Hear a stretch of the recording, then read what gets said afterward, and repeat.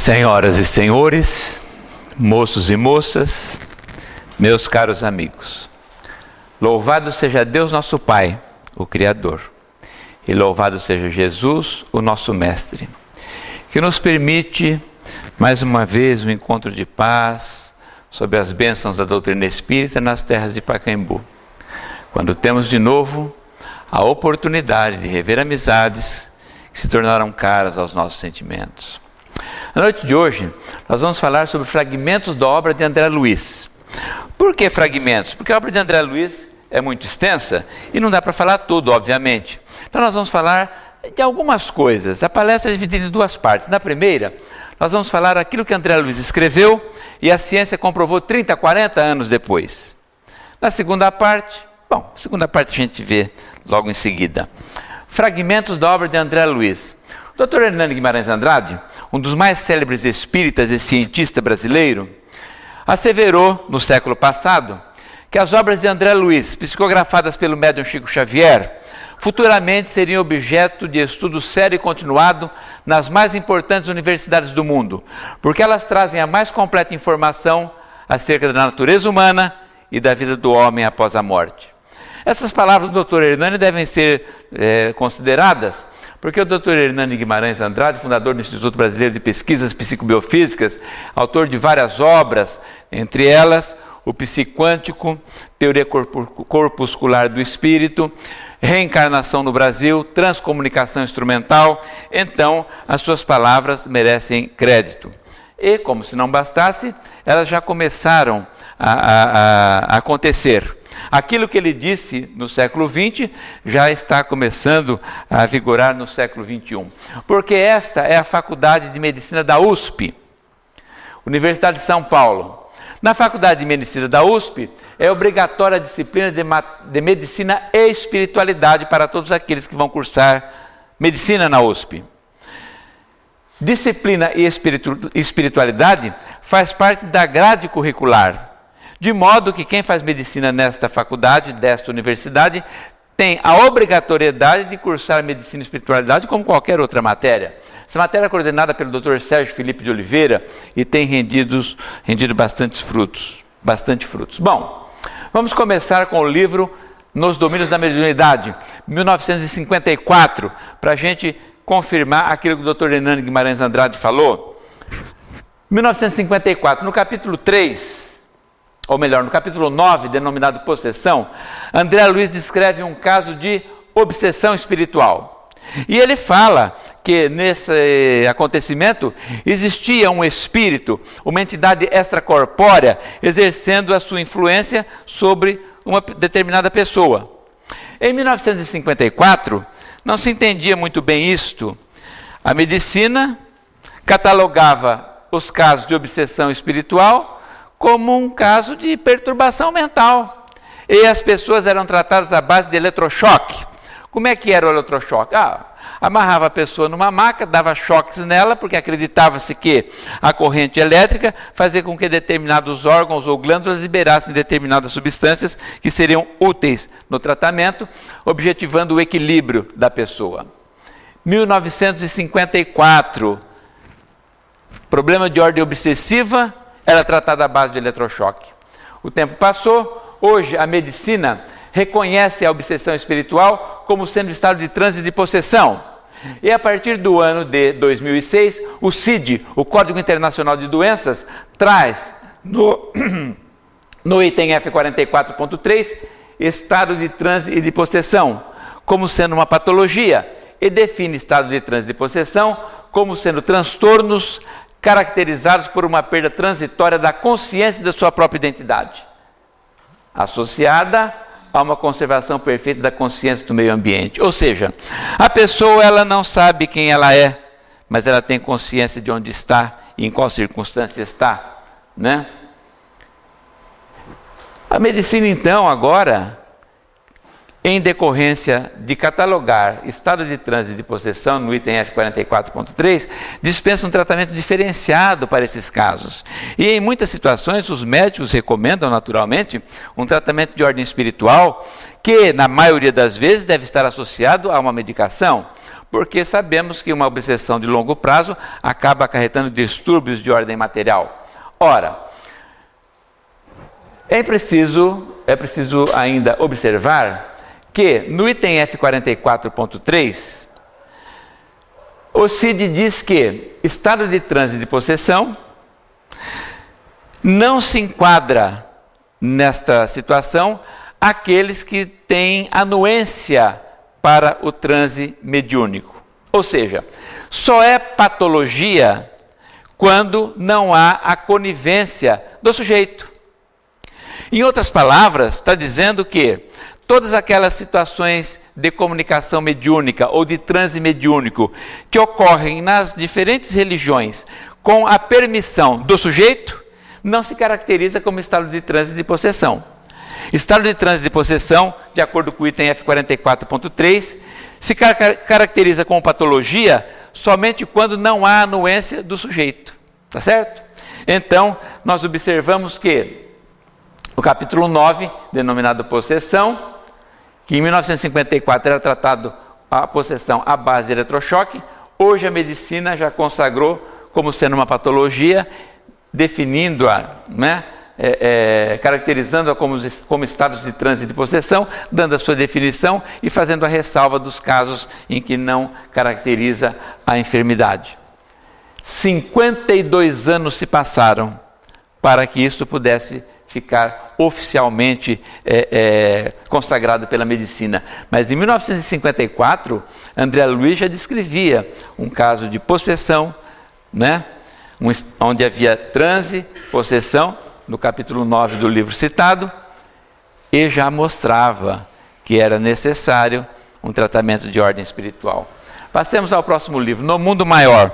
Agora sim, capítulo 3, A Casa Mental. Neste livro, André Luiz escreveu o seguinte: nos planos dos lobos frontais. Os planos dos lobos frontais estão aqui, ó, na nossa fronte, é na região da testa, como se diz popularmente. Nos planos dos lobos frontais, silenciosos ainda para a investigação científica do mundo. Ou seja, em 1947, os planos dos lobos frontais ainda não estavam, pela medicina, pela ciência, não estavam com as suas funções definidas.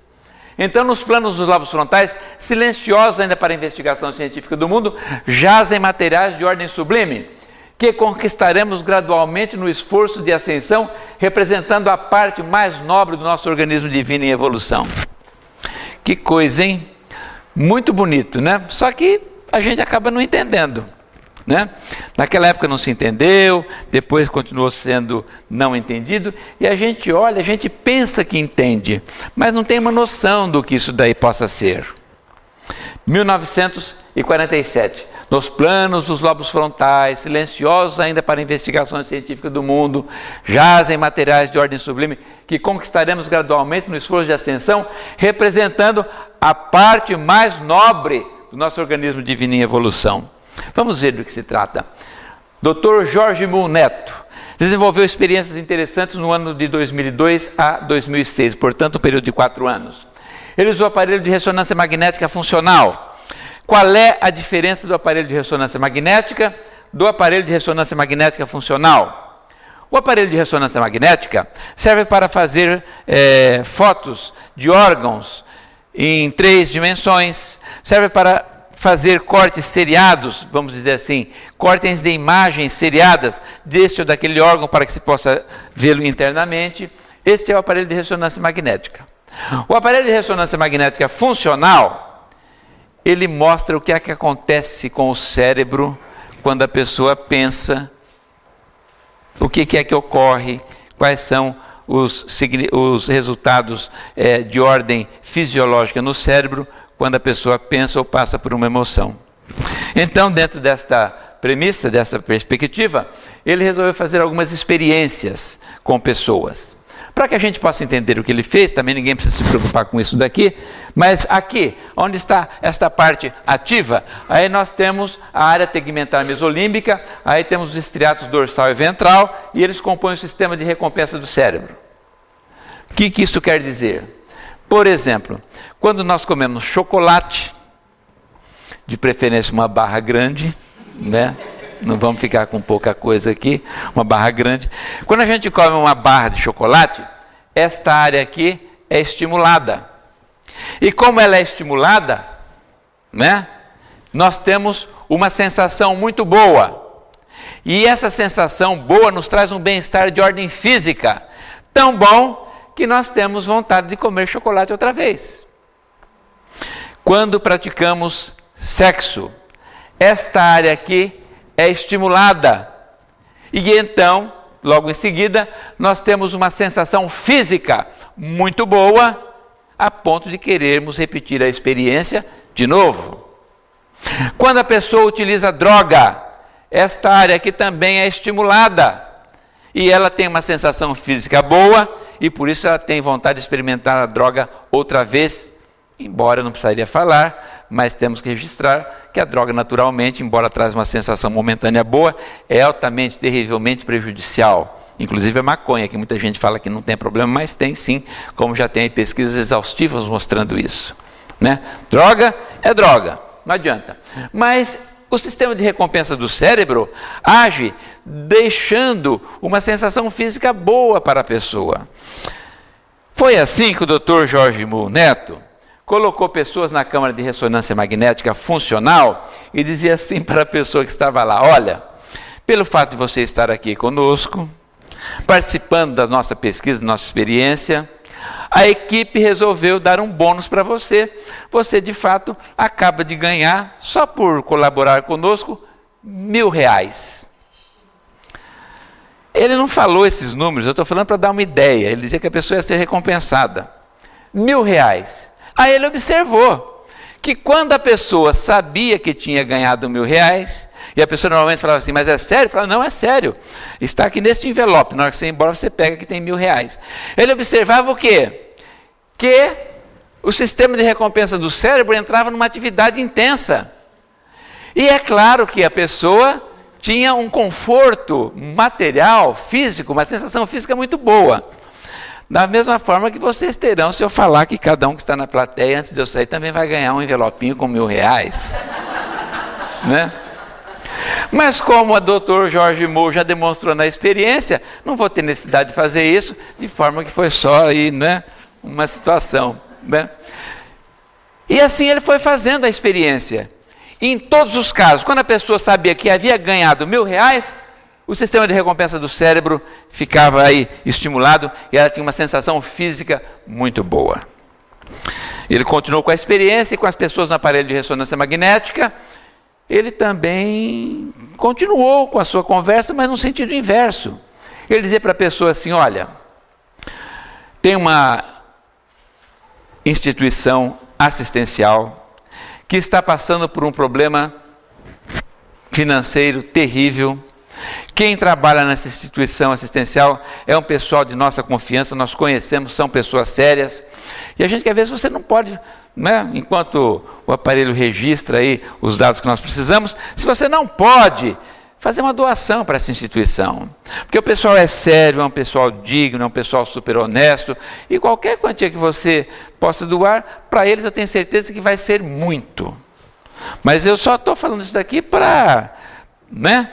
Você fica à vontade, você não é forçado a nada, absolutamente. Só se for de coração, pronto. E aí a pessoa se sensibilizava e dava. E quando a pessoa fazia a doação, quando a pessoa dizia assim, não, então tá, vou doar tanto. E ele falava, sério mesmo? Posso comunicar ao pessoal? Pode, doei tanto. Ele percebia que quando isso acontecia, não só o sistema de recompensa do cérebro era ativado, mas também a região pré-frontal era bastante ativada, porque ela era abundantemente inundada por dopamina e trazia então para a pessoa uma sensação física de grande e completo bem-estar. Então, todas as vezes que o Dr. Jorge Muhl Neto falava para a pessoa fazer uma doação e ela fazia de boa vontade, ele percebia que o córtex frontal, o córtex pré-frontal, eles eram estimulados e a pessoa tinha uma sensação de ordem física muito boa. Veja que eu não estou falando sensação de ordem emocional. Eu não estou falando de bem-estar de ordem espiritual, não. sensação e bem-estar de ordem física, sempre que fazia doação. E assim, então, o Dr. Jorge Muhl Neto concluiu o seguinte: o córtex pré-frontal anterior contém representações mentais baseadas em valores morais. E concluiu que qualquer sacrifício real para uma causa moral é prazeroso do ponto de vista físico. Portanto, é prazeroso do ponto de vista físico fazer o bem. E ele, que não é espírita, mas colocou nos seus postulados, não sei que religião que ele é, mas eu sei que ele não é espírita. E ele colocou que Francisco de Assis tinha razão quando falava que é dando o que se recebe. Porque quando se dá alguma coisa, só pelo fato de dar, se recebe um bem-estar de ordem física muito grande. Muito grande. Então, nós observamos que André Luiz, em 1947, disse que nos planos dos lobos frontais jazem materiais de ordem sublime que conquistaremos na nossa evolução.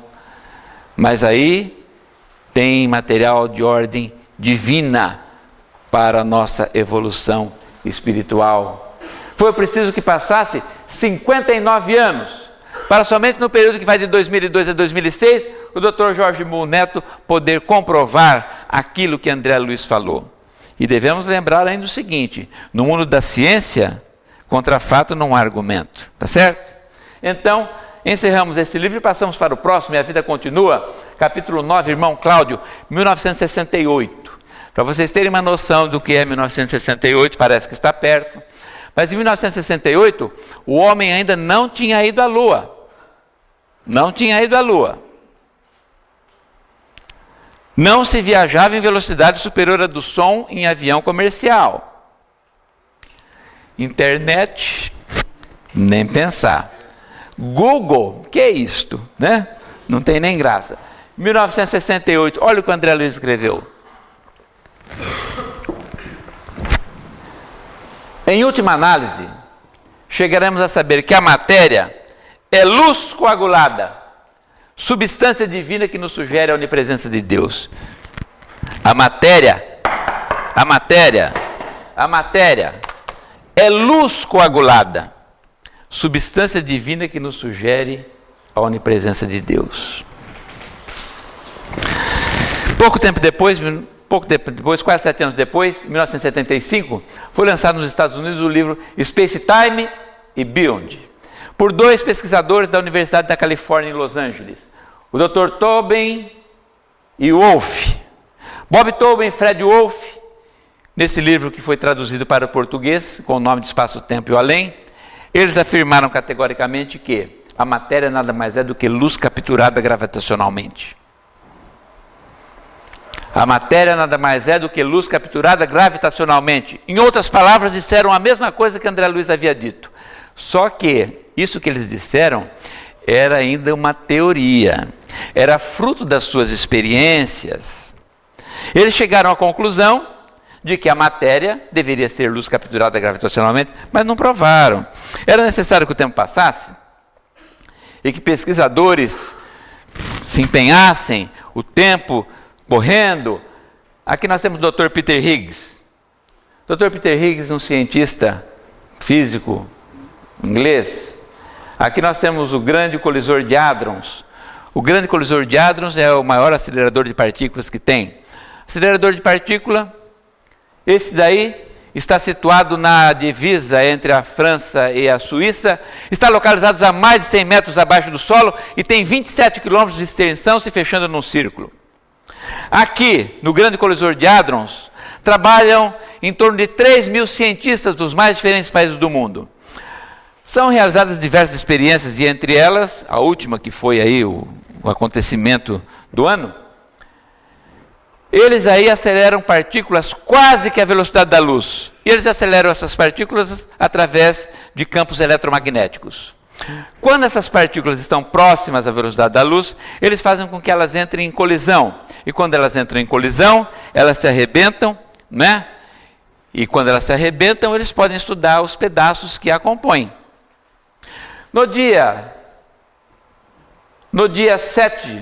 4 de julho de 2000 2012, o Dr. Peter Higgs teve o seu momento de glória. Porque no seminário que aconteceu na Europa, descobriu-se, através dele e de outros pesquisadores, mas com uma maior intensidade dele, descobriu-se a última partícula que faltava para a composição padrão da matéria. A matéria é composta por 60 e poucas partículas, faltava uma para que se completasse a composição padrão da matéria. Porque os cientistas eles vão por dedução e eles chegam à conclusão de que a coisa deve ser de tal forma. Aí eles precisam de provar que eles estão certos. Então, faltava para a composição padrão da matéria uma partícula chamada bóson. E foi nesta data aqui, 4 de julho de 2012, que neste seminário, neste congresso, vamos dizer assim, anunciaram oficialmente a descoberta do bóson, que faltava para a composição padrão da matéria, e deram a esse bóson o nome de Higgs. Então, foi descoberto o bóson de Higgs, que fez com que o Dr. Peter Higgs ficasse com os olhos ligeiramente úmidos, porque, afinal de contas, foram mais de 30 anos pesquisando isso. Aqui é o momento da colisão. Claro que isso daí não dá para ninguém enxergar, né? Isso daqui são gráficos feitos pelos cientistas. Essas partes alaranjadas e claras, amareladas, todas essas daí, e elas estão todas da mesma cor porque os cientistas não tinham interesse nelas, cada uma dessas aí é o traço deixado por uma partícula. Mas eles já conhecem todas. Aqui o que foi importante foram os traços azuis e vermelhos, porque esses foram os traços deixados pelo bóson de Higgs. E aqui nós vamos tirar o momento da colisão, né, para ficar mais fácil de entender assim. Bóson de Higgs. O que é o bóson de Higgs? É uma partícula que cria um campo de resistência que desacelera as partículas de energia abaixo da velocidade da luz. Então, o bóson de Higgs é uma partícula que desacelera as partículas de energia, que naturalmente estão na velocidade da luz, abaixo da velocidade da luz. E o que é que eles descobriram e concluíram? Que essa desaceleração faz com que essa energia adquira massa. É assim que é criada a matéria. Quando a energia é desacelerada abaixo da velocidade da luz, ela adquire massa. Claro que a matéria que foi criada aqui, ela desapareceu um segundo depois, acho que não demorou um segundo, sei lá, ou então pouquíssimos segundos. Ela desapareceu, porque foi uma criação fictícia, foi uma experiência de laboratório. Isso, na verdade, só aconteceu uma vez na criação do universo, mas o homem estudou a criação do universo para descobrir a sua própria origem. Se eles fossem mais simples, eles já entenderiam logo que tem o DNA de Deus, mas como não vai direto ao ponto, vai fazer o quê? Tem que fazer pesquisa, né? Tem que fazer pesquisa. Então, quando esta partícula é desacelerada abaixo da velocidade da luz e ela é desacelerada pelo bóson, então ela adquire massa. Agora vamos ver aqui, ó. Fóton de luz. O que é um fóton de luz? Fóton de luz é uma radiação eletromagnética que ora se comporta como onda, ora como partícula. É onda ou é partícula? Os cientistas não sabem. E vocês já pensaram, nós aqui em Pacaembu, chegar a uma conclusão? Ia ser demais, né? Então, eles não chegaram num acordo. Então, também nós não vamos se esforçar para isso. Ora se comporta como onda, ora se comporta como partícula. E o que é que ora se comporta como onda e ora se comporta como partícula? O fóton de luz. Então, o fóton de luz, que se comporta também como partícula, se ele for desacelerado abaixo da sua velocidade, o que é que acontece com a experiência do Dr. Peter Higgs? Ele adquire massa, de modo que a massa é matéria, e então ela se originou da onde? Da luz. Tá certo? Então, 1968, a matéria é luz coagulada, substância divina que nos sugere a onipresença de Deus. Em 2012, depois de várias décadas de estudo, o Dr. Peter Higgs descobre a partícula que faz com que a energia seja desacelerada abaixo da velocidade da luz e adquira massa. 44 anos depois. Né?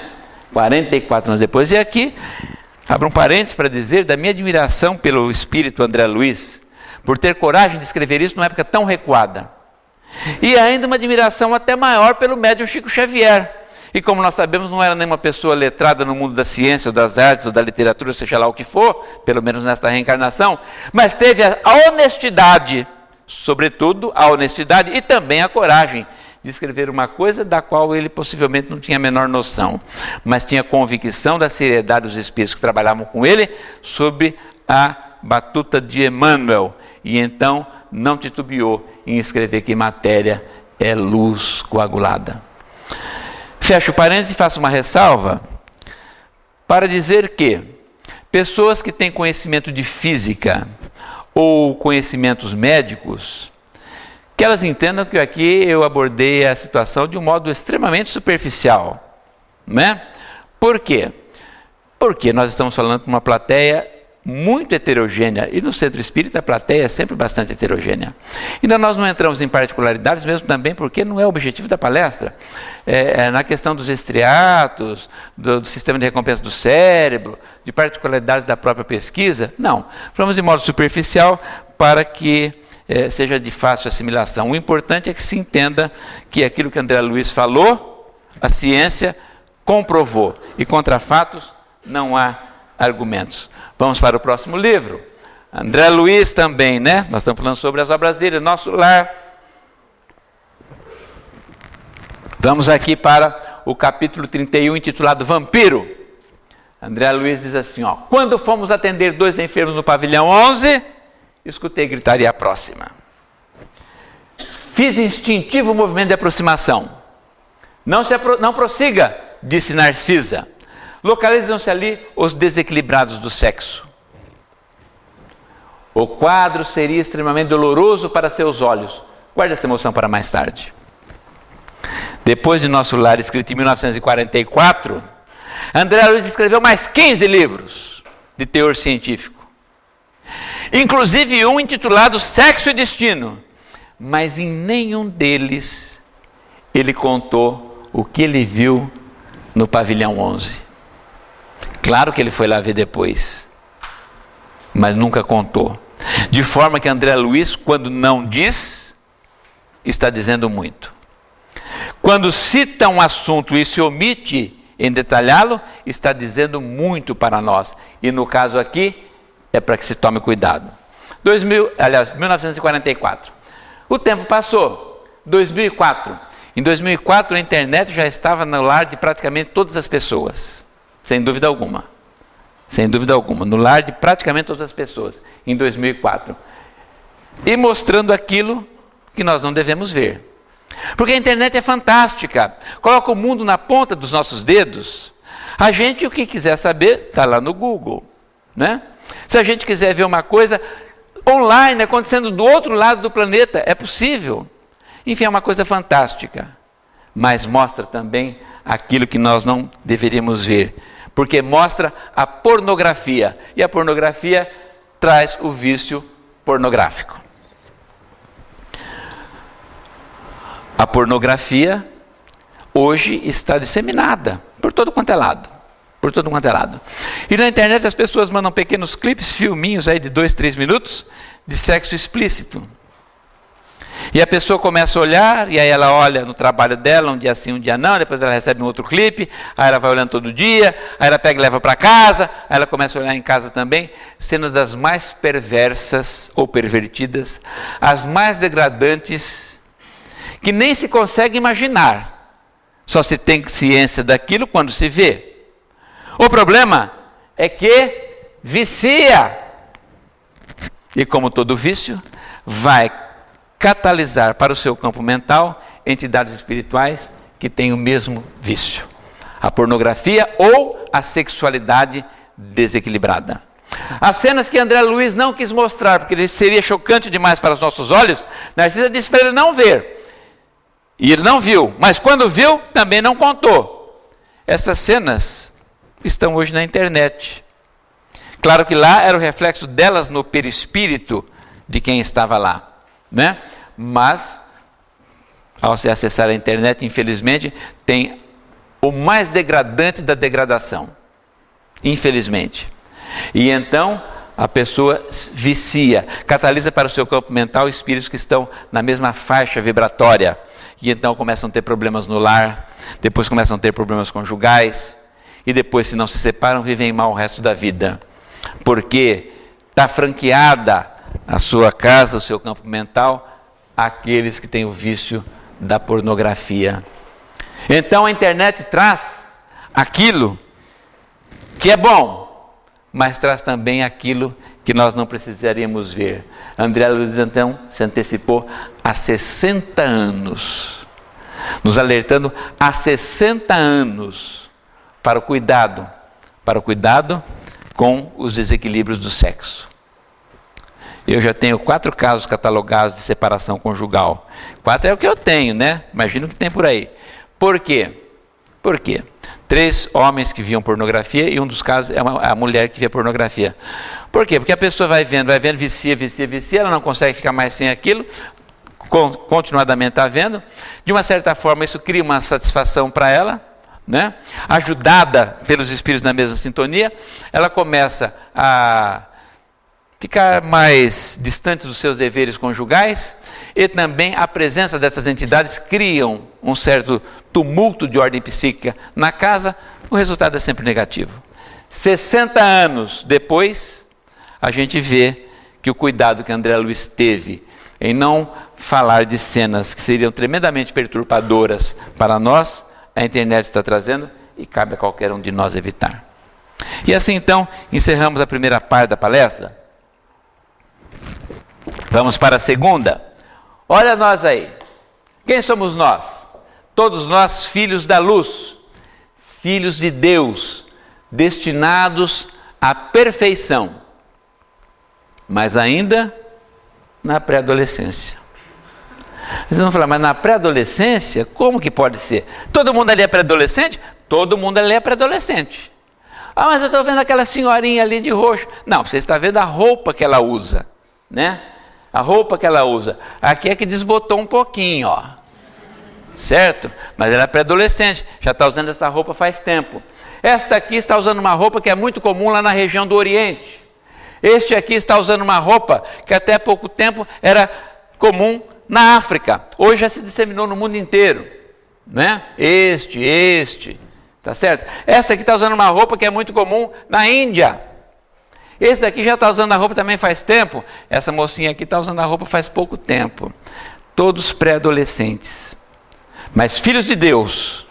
E se é filho de Deus, tem muita inteligência e muito poder. Agora, pré-adolescente é pré-adolescente. Vocês sabem como é que é pré-adolescente?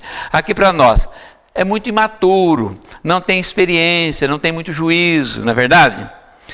Tem gente que fala que pré-adolescente é aborrecente. Não, não é.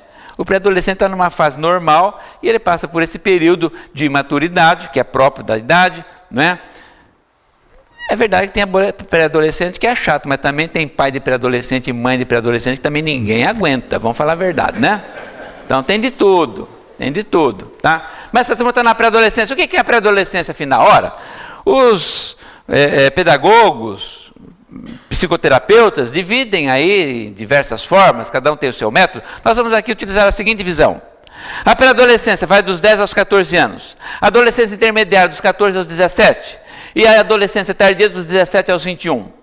Essa turma aqui, que somos todos nós, estamos na pré-adolescência. Vamos dizer aí dos 10 aos 14, mas eu prefiro falar que está nos 10, conforme vocês vão ver. Tudo na base de 10, 11, não passa disso não. Então, mas eu disse que são pré-adolescentes, mas são filhos de Deus. É que do Espírito não tem jeito de fazer o DNA, né? Mas se fosse fazer o DNA nosso, para ver quem é o Pai, a gente veria que o nosso DNA é o DNA de Deus. Está na pré-adolescência, mas Jesus disse, vós sois deuses. Por quê? Porque é filho de Deus. Agora veja só, filho de Deus, mesmo na pré-adolescência, Só pelo fato de ser filho de Deus, a gente já deve entender que tem muito poder e muita inteligência. Então, os pré-adolescentes aí dominaram o lugar onde pisam, dominaram o seu habitat. No planeta em que vivem na crosta terrestre, dominaram a crosta, totalmente. Como se não bastasse, dominaram também a água. Criaram aparelhos, instrumentos que lhes permitem a convivência neste outro habitat, neste outro meio. Interagindo com animais gigantescos. Em 1934, Beebe e Berton criaram a primeira batisfera. Desceram a quase 1000 metros de profundidade para estudar, colher amostras, fazer pesquisas no fundo do oceano. Agora tem batisferas que são naturalmente, de acordo com a nossa tecnologia, muito mais aperfeiçoadas, com instrumentos para captar, fazer coleta de material, de plantas, seja lá o que for, né? Aparelhos já acoplados para fazer fotografias, etc, etc. Então, esses deuses dominaram o seu habitat, dominaram também a água, mas não pararam por aí. Como tem muita inteligência e muito poder, dominaram o ar. Este é o Concorde. Um avião de produção franco-britânica.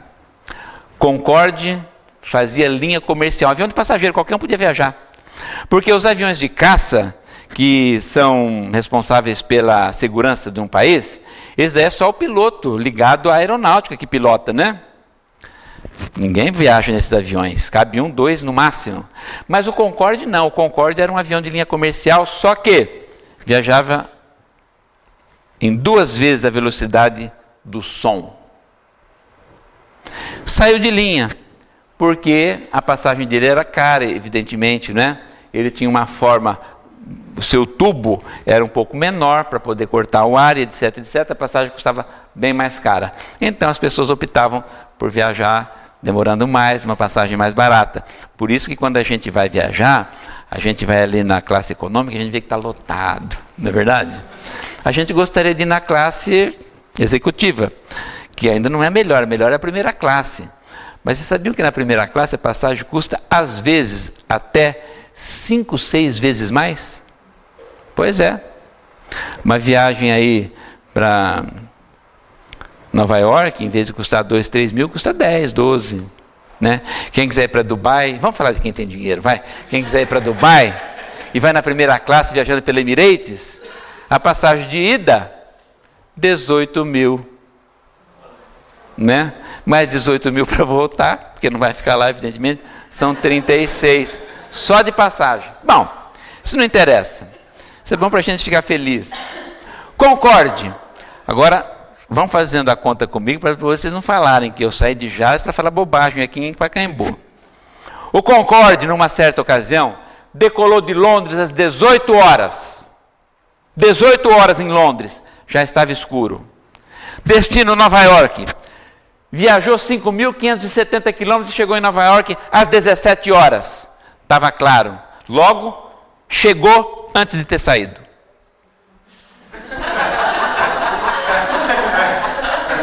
Ou não é?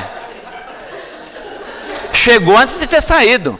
Porque saiu às 18 e chegou às 17. Chegou 1 hora antes de ter saído. E como se não bastasse, saiu, já estava escuro, e chegou e ainda estava claro. Por quê? Porque o Concorde desenvolve uma velocidade de cruzeiro de 2.500 km por hora. Qualquer um de vocês pegar um avião para Nova York, ou para Londres, ou Paris, seja como for, a velocidade de cruzeiro é de 900 e poucos quilômetros por hora. Nunca chega a 1.000. O Concorde desenvolve uma velocidade de 2.500 km por hora. A viagem demorou 4 horas. Como o fuso horário entre Londres e Nova York é de 5, chegou 1 hora antes. Está vendo?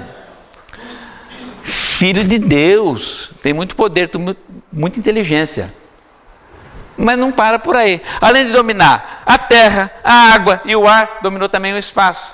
Temos a Estação Espacial Internacional, que permite ao astronauta sair dela sem qualquer ligação, flutuar no espaço. E chegou ao ponto, de 1969, ir à Lua, o satélite natural da Terra. E, mais importante ainda, foi e voltou. Porque tem muita gente que só vai e nunca volta. Eles foram e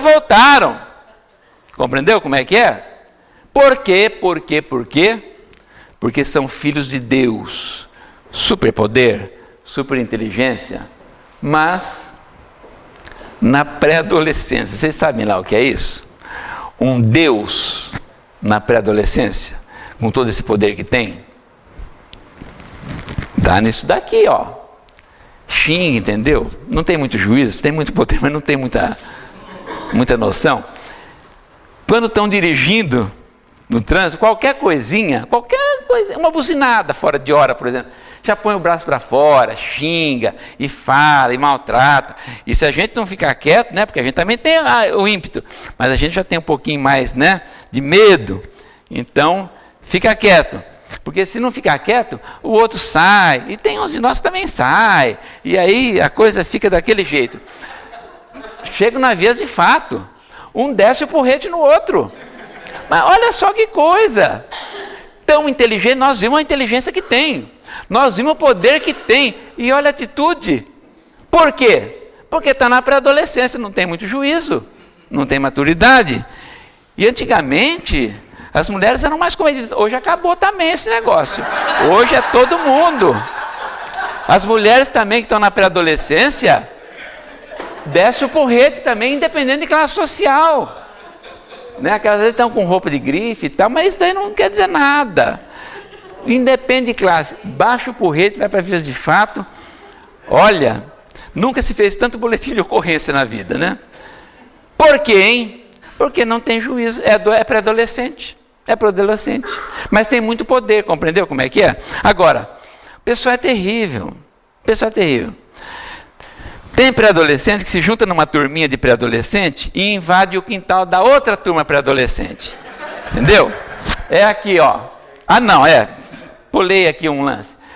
Como tem muita inteligência, deixa eu voltar aqui. Criam objetos de destruição. Então não precisa mais um chegar no outro e descer o braço, né? Ele aperta um botão e o outro já lá cai sem vida. Compreendeu? E aí sim, como eu estava dizendo, um invade o quintal do outro. Aqui, por exemplo, é quando os pré-adolescentes lá do Iraque, há um tempo atrás, invadiram o quintal dos pré-adolescentes do Kuwait. Estão lembrados disso? Foram lá, aí incendiaram o posto de petróleo e tal. Aí como é que aconteceu? Tem uma outra turma de pré-adolescente que mora ali em cima, na América do Norte, esses daí são todos fortões. Então o que acontece? Essa outra turma de fortão foi lá e bateu em todo mundo, e falou, cada um fica no seu quintal, e acabou o assunto. E a turma obedece, porque senão continua apanhando. E eles também levam um lucrinho nisso daí, é claro, né? Porque não vai fazer uma intervenção à toa. Agora o que é que está acontecendo? Se a turma lá da Arábia não abrir o olho, eles vão lá e batem em todo mundo também. É a mesma coisa. Agora está um trique-trique lá na Arábia. Lá não estão invadindo o quintal de vizinho, mas entre eles mesmo não estão se entendendo. E estão oferecendo perigo para a vizinhança. Aí vai lá a turma fortuna, vai lá, bate em todo mundo, leva alguma vantagemzinha porque vai se deslocar, etc, etc. Os Estados Unidos têm aí dezenas de navios de guerra no Mediterrâneo. Né? Então é o que acontece. Aí, ó. Quando não dá para ir por terra, como tem muita inteligência, vai pelo mar. Olha lá. Quando não dá para ir por terra nem pelo mar, o pessoal é terrível, vai pelo ar. No próximo segundo, aquele piloto vai disparar esse míssil aí. Pronto, disparou. Qual é o resultado? Olha lá. Depois que quebra tudo sem chegar perto, aí eles chegam perto para tomar conta do pedaço. Pessoal, é fogo, hein? Pré-adolescente é fogo. Então, e o que é que acontece? Sempre acontece aquilo que a gente está cansado de saber. Humilhação, sofrimento. O dia que eu vi essa foto, passei mal não, fiquei aborrecido o dia inteiro. Porque eu nunca vi tanto sofrimento de forma tão silenciosa. Jogaram uma bomba num parque. Né? Bom, vendo isso tudo, Deus, né? Não podemos esquecer do Pai, Deus, vendo esse tipo de comportamento, imagino eu, agora já é por minha conta, imagino eu que ele deve ter pensado assim, mas essa turma não tem jeito, esse pessoalzinho não está uma mola, ô meninada. Aí o que ele fez? Ele mandou um outro Deus aqui, um outro filho dele, só que esse já tinha maturidade superlativa, esse não era pré-adolescente. Esse tinha maturidade superlativa, já tinha o seu desenvolvimento máximo. a ponto de ele dizer assim, olha, quem vê a mim, vê o Pai que me enviou. Já pensou? Já pensou?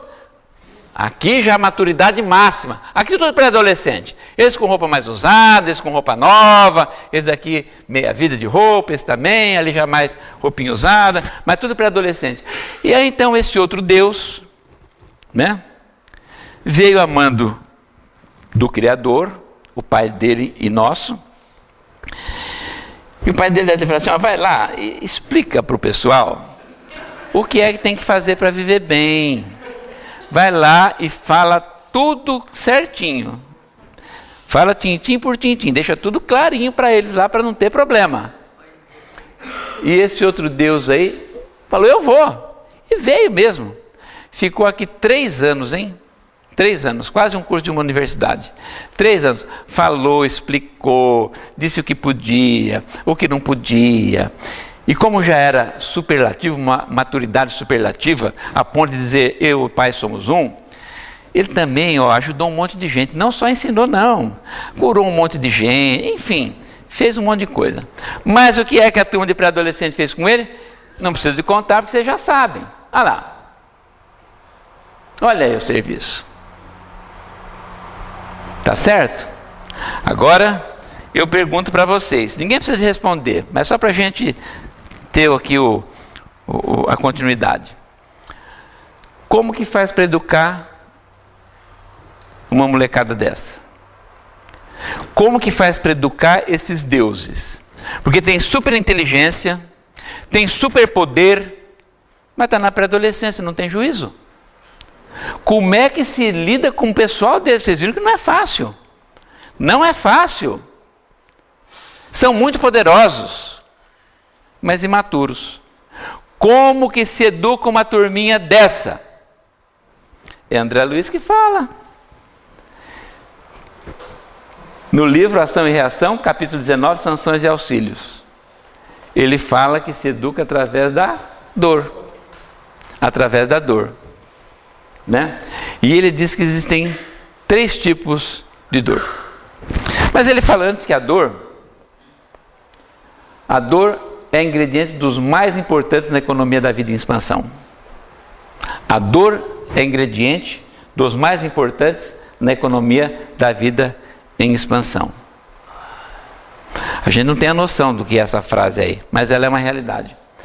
Porque através da dor é que Deus educa os seus filhos. Porque eles são terríveis, são deuses, né? E nada contém eles, só a dor. E o que é que faz eles sentirem dor? Eles só sentem dor quando é tirado deles aquilo que eles amam. Só. Amar é diferente de gostar. Gostar é de essência humana. Hoje eu gosto de um automóvel, amanhã eu posso gostar de outro. Hoje eu gosto de uma cidade, moro nela, amanhã eu posso gostar de outra. O homem hoje gosta de uma mulher, amanhã ele pode gostar de outra. A mulher hoje gosta de um homem, amanhã ela pode gostar de outro. E tudo que aquilo que a gente gosta é substituível. Ah, estou gostando. Daqui uma semana já não gosto mais. Substitui. O gostar substitui. Porque o gostar é de essência humana. Mas o amor não se substitui. Porque o amor é de essência divina. Então Deus tira aquilo que o pré-adolescente ama. E quando é tirado aquilo que ele ama, não tem como substituir. Porque perdeu o que ama. É de essência divina, o amor não tem substituição. Por isto que um pai e uma mãe pode ter 10 filhos, mas se ele perde um, ele tem um sofrimento indescritível. Se ele tem 2, 3 e perde um, sofre do mesmo jeito. Se tem só um, aí então vai a loucura. Tira aquilo que ama. É muito comum os casais, às vezes, se separarem, divórcio, etc, etc. Não é porque ama, é porque gosta. É porque gosta. Porque quando existe o amor, né? Então, a capacidade de superação e de suportar, ela é muito grande. Ela é muito grande, né? E aí nós temos que entender também que nós ainda não conseguimos amar como amava Jesus. Eu tenho uma palestra que fala sobre o amor, não é o caso para hoje. Acho que eu já até falei aqui também, não sei. Mas enfim. Então, Deus tira aquilo que o pré-adolescente ama. Este homem aí provavelmente perdeu a mulher ou um dos seus filhos. Substitui? Não tem substituição. Se existir amor, não tem substituição. Por falar nisso, o homem pode amar mais de uma mulher? Claro que sim, isso daí é muito comum, a gente tem aos montes, né? O sujeito ama a esposa de paixão, adora ela, ama também a filha, né? Ama a própria mãe dele. E aí quando vem uma neta, então, aí ama também a neta. Interessante é que quando se trata de amor, não existe enfraquecimento quando isso se multiplica. O casal tem um filho, ele ama aquilo, é o tesouro da vida. Vem um outro filho, ele não deixa de amar menos o primeiro. O outro também é o tesouro da vida. E se vem um outro, é a mesma coisa. A mesma coisa. O sujeito ama a esposa, mas ele não tem um amor menor pela filha e também não tem um amor menor pela mãe. E o homem é a mesma coisa. E um amigo pode amar outro também? Pode, a gente também ama às vezes amiga nossa. Mas sexualidade é outra coisa. Nós não estamos falando de sexo, nós estamos falando de amor. Nós estamos falando de amor. Dentro dessa órbita de amar, existe a prática da sexualidade que traz a sustentação psíquica da vida comum entre o marido e a esposa. Isso é outra história. Então Deus tira aquilo que o pré-adolescente ama. E homens poderosos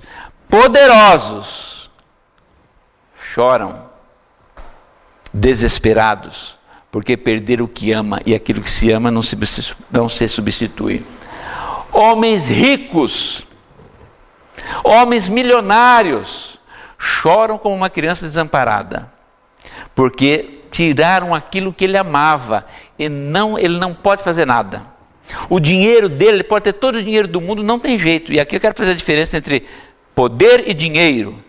Tem gente que tem poder, mas não tem dinheiro. Tem gente que tem dinheiro, mas não tem poder. E tem gente que tem os dois. O Pelé, por exemplo, tinha os dois. Ele tinha poder e tinha dinheiro. Ou tem ainda, não sei. Poder por quê? Porque ele era convidado para ir na Casa Branca várias vezes. Quando lá não existia nenhum presidente negro, nem se sonhava com isso. De modo que não é nenhum apadrinhamento de cor. Ele era habitual na Casa Branca, em Washington. Por causa do dinheiro? Não, por causa do poder. Porque o Antônio Hermílio de Moraes era rico até mais do que ele, mas nunca foi convidado para ir à Casa Branca, até onde eu sei. Então, dinheiro é uma coisa, poder é outra.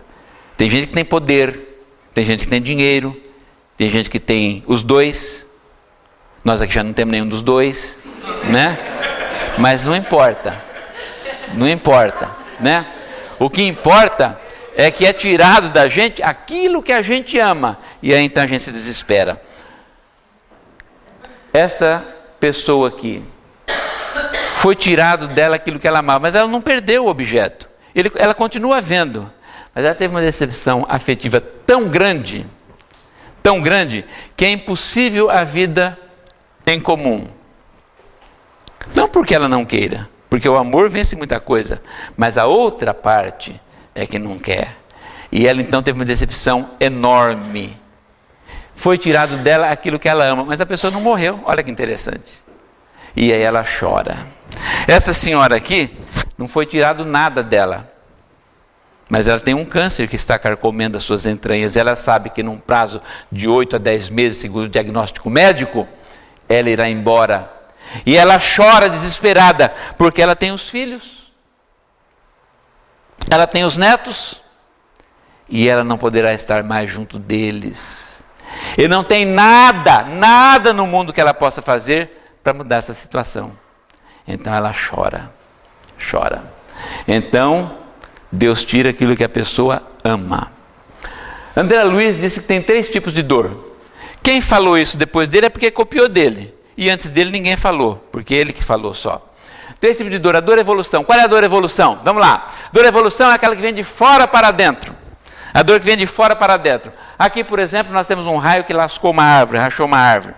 Certa vez perguntaram ao Emmanuel qual a importância de uma tempestade. E o Emmanuel disse assim, olha, a tempestade é importante porque ela saneia o ar, purifica o clima e, ao mesmo tempo, desmancha os miasmas negativos emitidos pelas mentes desequilibradas. Aí a pessoa falou assim, mas também quebra as árvores, né? Aí o Emmanuel disse, quando a árvore é quebrada pela tempestade, ela começa a desenvolver os rudimentos da memória. Porque a gente sabe que no vegetal já existe ali o princípio anímico, que aliás existe também no mineral. Então, quando a árvore é estraçalhada, o ser anímico que ali está, começa a desenvolver os rudimentos da memória. Aqui nós temos um carroceiro desalmado surrando um cavalo porque escorregou nesse chão lamacento. E ele bate no cavalo até. Dói, né? Dói. E a dor que vem de fora para dentro faz com que esse cavalo comece a sedimentar os reflexos condicionados de Pavlov. É uma pena que estão acabando com o nosso ensino no país. Coisa que se eu estou falando é porque eu posso provar. Estão acabando com o nosso ensino no país. Porque eu, quando fazia a escola, no ginásio, eu aprendi o que é o reflexo condicionado de Pavlov. E hoje isso daí nem passa perto das escolas. Nem passa perto. Ninguém sabe o que é isso. Sorte que tem o Google, né? Então depois vocês dão uma olhadinha. Porque senão parece... Se eu for explicar aqui, fica muito comprido. Parece que fica muito longa. Reflexo condicionado de Pavlov. Mas o que acontece é o seguinte. Ele apanha hoje.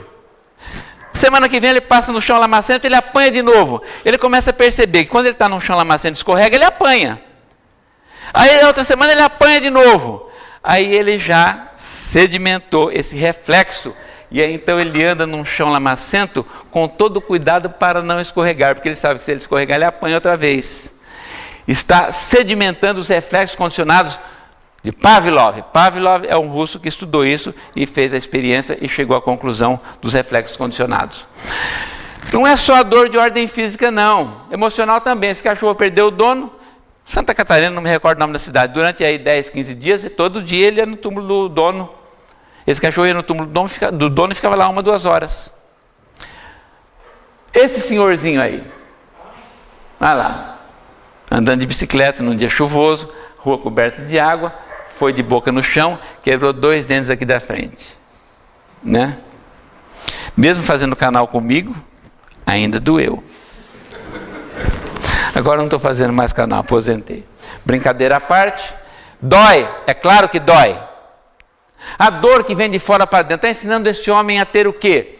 Prudência, cautela, perspicácia. Vocês podem ter certeza que ele nunca mais sai de bicicleta num dia de chuva em que o chão está coberto de água. Não sai. O que acontece? É a dor é evolução, é a dor que ajuda a evoluir, é a dor que vem de fora para dentro. Né? Essa pessoa aqui, Sandra Brea, uma das mais belas atrizes, culta, falava aí 3, 4 idiomas, se não me falha a memória. Contraiu AIDS, por quê? Porque sexualmente ela era desregrada. Vou usar a frase dela. Em termos de sexo, aceito qualquer cartão de crédito. Ou seja, qualquer tipo de comportamento sexual para mim está liberado. Contraiu AIDS. Tinha necessidade dela contrair AIDS? Não, absolutamente. Mas contraiu e dói. É a dor que vem de fora para dentro, ensinando para esse espírito o quê? Que tem que ter um comportamento ético nas suas afetividades íntimas. Né? Na sua intimidade máxima, a pessoa tem que ter um comportamento ético-moral. Como que não? Isso daí não tem nada a ver com a questão de ter ou não ter o prazer. Há prazer sim, mas tem que ter um comportamento adequado. Esse negócio, a variação de parceiros que ela foi uma coisa bem acentuada. Então, dor evolução, a dor que vem de fora para dentro, ensinando a pessoa a evoluir, ensinando a pessoa a crescer. Aí André Luiz fala da dor expiação. Qual é a dor expiação? A dor expiação é aquela que vem de dentro para fora. Essa agora é de dentro para fora. Está relacionada com o nosso passado, está relacionada com o que nós fizemos no passado. A gente viu que não tem jeito de se livrar dessas duas dores. Uma é a evolução, faz a gente evoluir. Chão coberto de água, cuidado. Enfim, né? AIDS, cuidado. Agora, e a de dentro para fora? É o que nós fizemos no passado. Vou dar um exemplo que aí fica mais fácil. Aqui temos Alarico I, rei dos visigodos. Vou resumir o que Alarico fez. Pôs fogo na Espanha. Dominou toda a Europa. Incendiou, matou, estuprou, arrebentou, quebrou, dominou, enfim. Dominou, venceu o Império Romano. Os espanhóis podem ouvir falar de tudo, menos de Alarico. Deixou a vestimenta. Agora fala por minha conta. O pai dele deve ter falado assim, mas bonito, hein? Volta para lá já. Né? Pega outra roupa e vai lá e conserta o que você fez. Voltou com outra roupa, chamada Alarico II. O que ele fez? Vou resumir. Pôs fogo na Espanha. Dominou toda a Europa. Matou, incendiou, estuprou, arrebentou, se viciou. Venceu o Império Romano pela segunda vez. Aí o pai dele deu outras oportunidades ainda, mas para ele tomar modos, falou, não, agora chega, agora você tem que aprender, você está muito rebelde. Mandou ele nascer no Brasil, carcomido pela lepra, foi vilipendiado, vilipendiado não é o termo, foi, enfim, mantido à distância por todos, execrado socialmente, só encontrou um amparo no asilo de leprosos em Parapitingui, se não me falha a memória. Execrado, rejeitado por todo mundo, achei a palavra. Só aí então, Alarico tomou jeito. Então é a dor expiação, é a dor que vem de dentro para fora. E resta então a dor evolução. Essa é que eu tenho mais medo, sabe por quê? Dor evolução, já falei, retificando, a dor auxílio. Essa é que eu tenho medo. Porque as outras duas não adianta você ter medo. Você não tem como se livrar delas, você tem que se submete e pronto. O que você fez, você já fez. Aquilo que precisa você evoluir faz parte do progresso do espírito. Não tem jeito. Agora essa daqui você pode se livrar. Vou explicar o que era a dor evolução. A dor evolução, a dor auxílio, retificando pela segunda vez. A dor auxílio é o seguinte, é aquela dor que os teus amigos pedem para você, para acelerar o seu progresso. Então vamos dizer assim, rapidinho. João é um homem bom, está aí por volta dos seus 70 e poucos anos. Foi bom filho, é bom pai, foi bom filho, é bom marido, é bom pai, excelente profissional, todo mundo gosta dele, ajuda todo mundo que pode, 70 e poucos anos, só que o João tem um problema. Ele é um pouquinho orgulhoso, nariz empinado, ele acha que não precisa de ninguém. E ele fez muita coisa boa. Como eu acabei de dizer no resumo, fez muita coisa boa. Só que ele tem um orgulho, um nariz empinado, que é uma coisa terrível. Aí os amigos espirituais falam assim, você vê o João? Logo, logo ele vem para cá. Olha que coisa, um cara tão bom vai vir com esse orgulho besta. Mas ele foi muito bom, nós temos que ajudar ele a perder esse orgulho. Então vamos ajudar, o que nós vamos fazer? Um infartozinho leve, coisa de 3 meses de hospital, por aí. Aí ele tem um infarto, porque os amigos espirituais pediram. Aí ele está lá no hospital. Como é que era antes?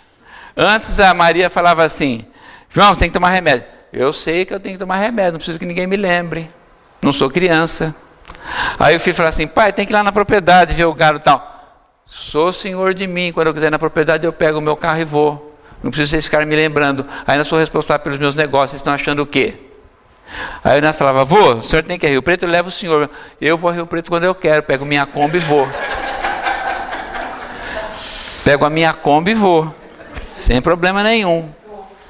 E por aí vai. Então, sempre assim. Agora aqui, mudou.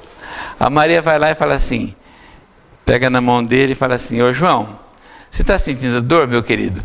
Se você não estiver sentindo, pisca o olho uma vez, ele fica piscando para ela. Direto. Você está com fome? Se você estiver com fome, aperta uma vez a minha mão. Se você não estiver com fome, aperta duas. Aí ele aperta, parece que vai buzinar até, né? Passa 6 meses, ele volta. Como é que ele volta para casa? Ela fala assim, João, tem que tomar o remédio. Eu falo, estava até vendo se você não ia me lembrar. Cadê o remédio? Daqui que eu tomo. Aí o filho fala assim, pai, tem que ir na propriedade ver o gado. Eu falo assim, mas eu estou esperando vocês, porque eu estou desocupado, eu não faço nada. Só se me falar, a hora que você quiser, eu vou. Aí o Neto fala assim, vô, tem que ir a Rio Preto. Eu falo, então, você vê o dia que você pode ir, porque eu estou sempre disponível. Perdeu. Vamos agora falar das mulheres. Tem mulher que é muito vaidosa. Muito vaidosa. É a Maria. Vamos resumir a Maria? Olha, foi boa filha, boa esposa, boa mãe, boa profissional, todo mundo gosta dela, ajuda todo mundo, é um doce de pessoa, não tem como ser melhor. Já está aí com uma certa idade, né? E não está de idade, mas já está caminhando aí na maturidade, e os amigos falam assim, mas a Maria, uma pessoa tão boa, tem tudo aquilo que eu já falei, não vou repetir, né? Mas eles falam lá entre eles, aí eles dizem assim, nós não podemos deixar que ela venha para cá com essa vaidade besta dela. Ela é muito vaidosa, ela tem que, não pode, ela tem que entender que a beleza do espírito é fundamental, o corpo não. E ela às vezes até bota banca, desfaz de uma outra pessoa que ela acha que não é tão bonita quanto ela e tal. Não, nós temos que ajudar porque ela merece, ela é muito boa. O que nós vamos fazer? Um cancerzinho. Nada grave, nada que aí meia dúzia de quimioterapia, mais meia dúzia de... não resolva. E aí então, ela tem um câncer, coisa simples, cura em 1 ano, né? Quimioterapia, radioterapia, aquela coisa toda. E aí, ela era bonitona, agora já está com entubada aqui cabelo, se ela quiser repartir um para cada lado, né? Então, o marido beija e abraça, ela fica sem gracinha, ela fica encolhida, entendeu? Por quê? Porque ela sabe que ela está feia, e ela valorizava a beleza, que é o que dava vaidade a ela. Então ela vê que a beleza tem importância, mas não é tudo. Então o marido pega, beija, abraça, fala que adora ela, que ela vai passar essa fase, que isso não é nada. Aí vem os filhos, pula tudo em cima, tá? Aí ela vê que não é por aí. Então ela deixa essa vaidade de lado. Ou seja, ela vai sair da terra sem essa mancha. E ela foi auxiliada, por quê? Porque era uma pessoa boa. Agora, isso eu não estou querendo dizer que é para as mulheres não se arrumar. Não, tem que se arrumar. A mulher tem que estar bonitona, porque a mulher tem muitos recursos para se arrumar. Muitos recursos. O homem não. Quando um homem tem que sair para algum lugar importante, o que ele faz? Penteia o cabelo e põe paletó. E a mulher, não vou falar, senão não acaba a palestra, né? Mas a coisa é demorada. E ela está certa ou está errada? Está certa. Tem que demorar mesmo, porque tem bastante recurso. Corta o cabelo de vários comprimentos, pinta o olho, agora faz um contorninho em volta do olho, né, que já fica definitivo. Como se não bastasse, ainda faz um degradê para cima ali, entendeu? E pode usar sapato de tudo quanto é tipo, de várias alturas. O homem não, coitado do homem. Tem hora que eu olho no espelho e fico com dó de mim. Só pode pentear cabelo e pôr paletó, vai fazer mais o quê? Entendeu? Então não pode. E o homem tem que esperar tempo, porque a mulher quando está arrumada, ela fica bonitona. Fica muito mais bonita. Quer ver só? Olha para a esposa quando ela está arrumada, que vai sair, que vai num lugar, tal. Fica muito mais bonita, porque tem vários recursos. Olha para sua filha quando ela está arrumada para sair. Olha para a vovó. A vovó, então, quando se apruma, vamos dizer assim, é um espetáculo. E a vizinha também é bonita, só que não pode ter interesse. Né? Mas você não pode falar que ela é feia se ela está bonita, porque se ela é bonita e você fala que é feia, das duas uma. Ou você é cínico ou não enxerga bem. Então é bonita? É bonita. Posso ter interesse? Absolutamente, de jeito nenhum. É igual a vovó, é bonita, minha filha é bonita, a neta é bonita. Tem que ser assim, a gente tem que saber o que quer da vida para saber onde vai. Quem não sabe o que quer, nunca sabe para onde vai. sempre fica pegando atalho e caminho que não leva a lugar nenhum. E na maioria das vezes, derruba o sujeito aí numa lagoa ou num precipício. Então, a gente tem que saber o que é da vida, tem que saber por onde vai. Então é isso que acontece. Agora, o que eu acho interessante é que o homem ele penteia o cabelo e põe o paletó e fala assim, estou pronto. Mas é claro que ele está pronto. Ele não precisa de anunciar, né? E ela? Bom, ela ainda vai levar minutos e minutos. Não adianta ele falar que está pronto. Homens presentes, põe isso na cabeça. Não adianta você falar que está pronto, que isso daí não modifica o andamento dela. Então eu falo, estou pronto. Outra coisa que eu acho interessante. O sujeito, ele fala, estou pronto. Ele fica com a chave do carro na mão, andando para lá e para cá. Não adianta. Você pode sentar. Você pode falar que está pronto, também é dispensável. Mas você pode falar que está pronto, mas senta. Senta, liga a televisão. Você está impaciente, fica trocando de canal, mas deixa ela quieta, não precisa falar mais nada. Agora o cara fala que está pronto, fica para lá e para cá. Como isso não resolve nada, ele fala assim, vou esperar no carro. Também não resolve. Ele vai ficar lá mal acomodado. Se ele não quiser ficar no calor, ele tem que ligar o carro e ligar o ar-condicionado. Pior, para ver se resolve, fala assim, estou tirando o carro, estou na calçada. Não resolve. Tem que ter paciência. Tem que ter paciência. Porque se vocês forem bons, igual o João, igual a Maria, e não tiver paciência, os nossos amigos espirituais vão se valer da dor auxílio. Vão falar assim, mas ele é tão bom. Mas você vê que ele não tem paciência, toda ocasião que tem que sair é esse drama. Não. Vamos fazer o seguinte, o que nós vamos fazer? Um probleminha no rim, vai fazer hemodiálise, pronto. Aí, olha a carinha dele, vocês acham que esse sujeito aqui tem paciência? Não tem, de jeito nenhum. Mas ele tem que ficar de 2 a 4 horas ligado numa máquina. E não adianta esbravejar. Então a dor auxílio a gente pode se livrar dela. Por exemplo, se a gente cultivar a paciência, se deixar o orgulho de lado e eliminar a vaidade, a turma que gosta da gente não precisa de pedir o auxílio. Percebeu como é que é?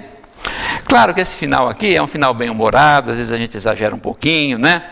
Nem todo mundo que faz hemodiálise é porque não tem paciência, a gente sabe disso, e os outros exemplos também são correlatos com o que eu acabei de falar. Isso é só para ficar mais descontraída a situação, porque ela é dolorosa, né? Vocês viram que ela é dolorosa. Então, é dessa forma que a gente vê. Só que André Luiz falou isso há 57 anos. E hoje ainda isso não é bem interpretado. Só os espíritos que sabem disso, e não são todos. Não são todos. Então vocês imaginem como é que é. Já há mais de meio século, e alguns espíritos é que têm noção da importância desse contexto de dor. Tá bom? Então, gente, olha, nós, já finalizando, que possamos dizer todos juntos assim, olha, salve André Luiz, nós os espíritas, que precisamos de ler as suas obras, psicografadas por Chico Xavier, para compreender as lições de Allan Kardec e os ensinamentos inquestionáveis de Jesus, nesta noite te glorificamos e te saudamos, assim seja. E eu, de minha parte, sou muito grato pelo convite, fiquei muito feliz em ser chamado para vir aqui de novo, e dessa vez um pouco ressentido, porque senti saudades da Isabel, nem poderia deixar de ser, uma grande amiga nossa, mas Deus é que sabe das coisas, né? Tudo está certo, tudo está certo nas leis de Deus, é que a gente não compreende. Mas fica aqui o registro da minha saudade, do apreço que eu sempre tive por ela. E quero dizer também que foi um prazer muito grande rever vocês. Muito obrigado pela atenção que me dispensaram. Obrigado mesmo. Obrigado.